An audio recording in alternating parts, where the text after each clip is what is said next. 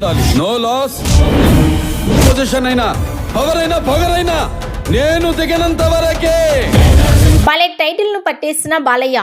టాలీవుడ్ లో నటసింహం నందమూరి బాలకృష్ణ తన కెరీర్ ను మరింత వేగవంతంగా ముందుకు తీసుకెళ్తున్నారు.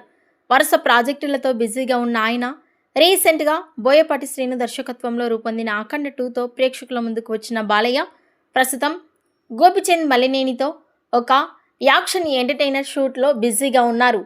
మాస్ ప్రేక్షకులను దృష్టిలో పెట్టుకుని తెరకెక్కిస్తున్న ఈ సినిమాపై అభిమానుల్లో మంచి అంచనాలైతే ఉన్నాయి. ఇక గోపిచంద్ ప్రాజెక్టు అనంతరం బాలకృష్ణ యంగ్ డైరెక్టర్ వివేక్ ఆత్రేయతో జత కట్టబోతున్నారని తెలుస్తోంది.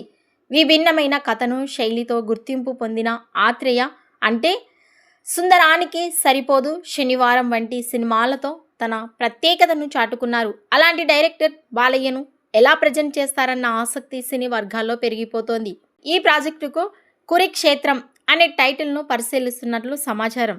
ఈ పేరు చూస్తే పౌరాణిక నేపథ్యం గుర్తుకు వస్తున్నప్పటికీ ఆధునిక కాలానికి అనుగుణంగా హై వోల్టేజ్ యాక్షన్ డ్రామాగా రూపొందించే అవకాశాలు ఎక్కువగా ఉన్నట్లు తెలుస్తోంది. బాలకృష్ణ ప్రత్యేకమైన డైలాగ్ డెలివరీకి ఆత్రేయ నెరేషన్ స్టైలిష్ కలిస్తే కొత్త తరహా సినీ అనుభూతి దక్కుతుందని విశ్లేషకులు భావిస్తున్నారు.